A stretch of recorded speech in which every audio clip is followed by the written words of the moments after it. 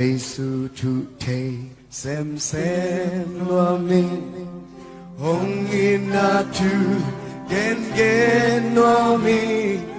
kay tanga si pa hong na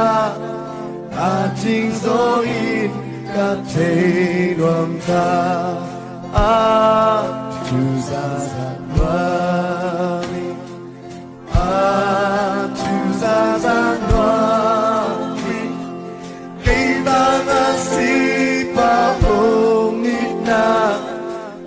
Jing zo yin ka te don ta Jesu tu ken sin lo ming a day na ken del te lo ming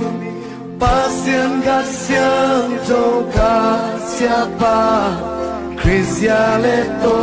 hong la kya ta tu za za loa ming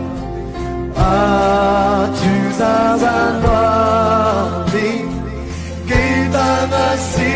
pa hong na jing zo yin ka te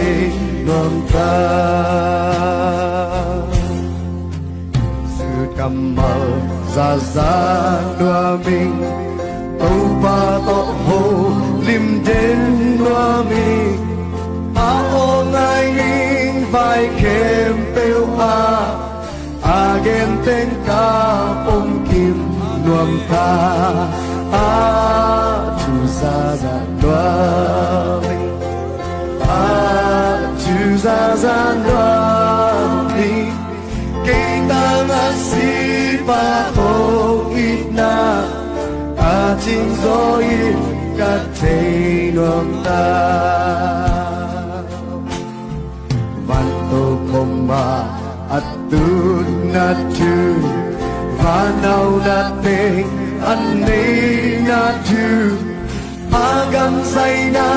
me hong pay na Sana min kumpi aswa na tu za za nwa min tu za za nwa min Kita nga si pa hong na ating zo yin ka te non ta Jesu tu te sem lo ming hong na tu gen lo ming Kita nga si pa hong na ating zo yin ka te non ta tu za za loa ming tu za za loa ming kay tanga si pa hong na ating zo yin ka te nuam ta Jesu tu ken sin loa ming a day na ken del te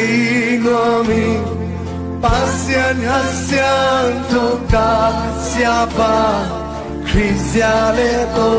hong la kya ta tu za za loa ming tu za za loa ming kita nga si pa hong na Jing zo yin ka te non ta Jesu kamal za za loa ming ba to ho lim loa ming ngai ning vai kem peu again ten ka pom kim non ta tu za za loa ming tu za za loa ming kita nga si pa hong na ating zo yin ka te non ta van to kom